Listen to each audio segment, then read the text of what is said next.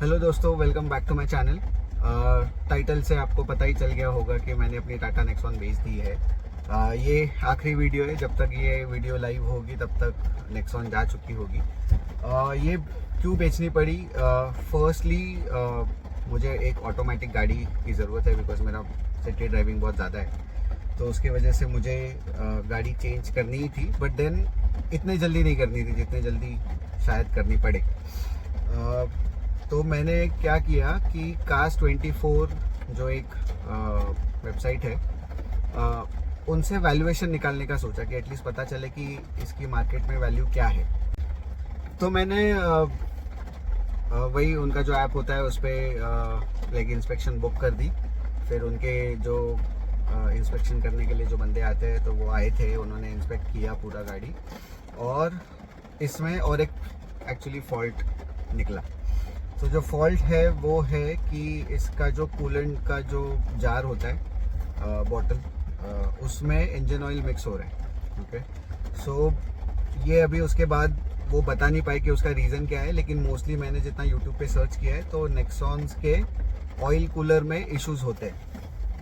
तो इसका भी हो सकता है कि ये वही इशू हो, क्योंकि जो भी उसने फीडबैक दिया उसको मतलब देख के लग रहा था कि ये बड़ा प्रॉब्लम है। मैंने भी रिसर्च किया तो ये एक्चुअली बड़ा प्रॉब्लम है, क्योंकि इसके रिलेटेड बहुत सारे छोटे छोटे पाइप्स होते हैं और वो जो जार होता है, बिकॉज वो क्लीन नहीं होता तो वो फिक्स नहीं कर सकते, उसको रिप्लेस ही करना होता है। तो सारे पार्ट्स रिप्लेस करना अभी, क्योंकि मुझे गाड़ी वैसे भी रिप्लेस करनी ही थी, तो मुझे नहीं लगा कि वो करना चाहिए। So I went ahead with the auction. फिर ऑक्शन के टाइम पे जब भी उन्होंने अपना पूरा रिपोर्ट सबमिट किया तो मुझे पता चला कि एक्चुअली उनको स्टीयरिंग व्हील में भी इसके प्रॉब्लम आ रहा है, कि वो मतलब कुछ आवाज़ कर रही थी शायद, जो उनको लगा, मुझे नहीं लग रहा था। और वायर्स भी थोड़े जल गए थे, बिकॉज ऑफकोर्स अगर कूलेंट नहीं काम कर रहा है तो गाड़ी हीटअप हो रही थी। हालांकि यहाँ पर तो कुछ दिख नहीं रहा था, बट देन उनके हिसाब से वो हीट कर रही थी, तो वायर्स का थोड़ा इशू है।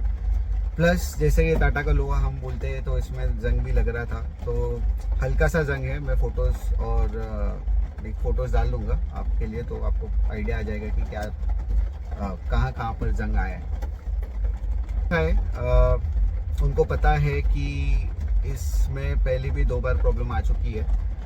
एक बार का शायद मैंने डाला नहीं था, जब इसका एसी का कंप्रेसर चेंज हो गया था, तो मुझे लगा ठीक है, मे बी गाड़ी मैकेनिकल है तो ऑफकोर्स कुछ ना कुछ तो प्रॉब्लम आएगा ही। बट देन उसके बाद और एक इशू आया था जिसका मैंने वीडियो भी डाला था, वो आप चेकआउट कर सकते हो। उसमें फ्यूज़ वायर जो था उसका बड़ा खर्चा बताया था, लेकिन हालांकि वो फिक्स हो गया। उसके बाद कुछ उनका आया नहीं कि ये कैसे फिक्स किया, जब भी मैंने मेल वगैरह डाले थे, लेकिन कुछ रिप्लाई आया नहीं। फिर ये इसके बाद ये 3 एक साथ प्रॉब्लम, स्टीयरिंग व्हील, फिर कूलेंट का इशू, और फिर वही ऑयल कूलर कूलेंट, और ये जंग लगने का।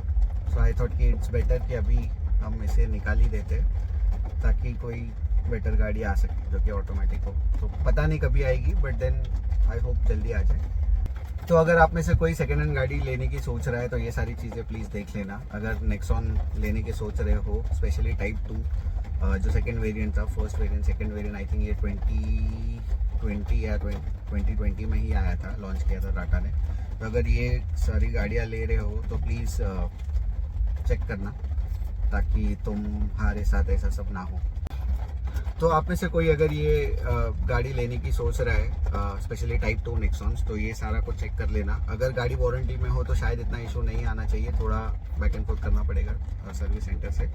लेकिन अगर वारंटी नहीं है तो फिर ये पार्ट्स काफ़ी महंगे भी आते हैं, तो ये सारा कुछ सोच के ही डिसीजंस लेना। इसके बाद कौन सी गाड़ी लेने वाला हूँ ये मुझे भी नहीं पता है, क्योंकि थोड़ा रिसर्च करना पड़ेगा, बिकॉज ये भी काफ़ी रिसर्च करने के बाद ली थी।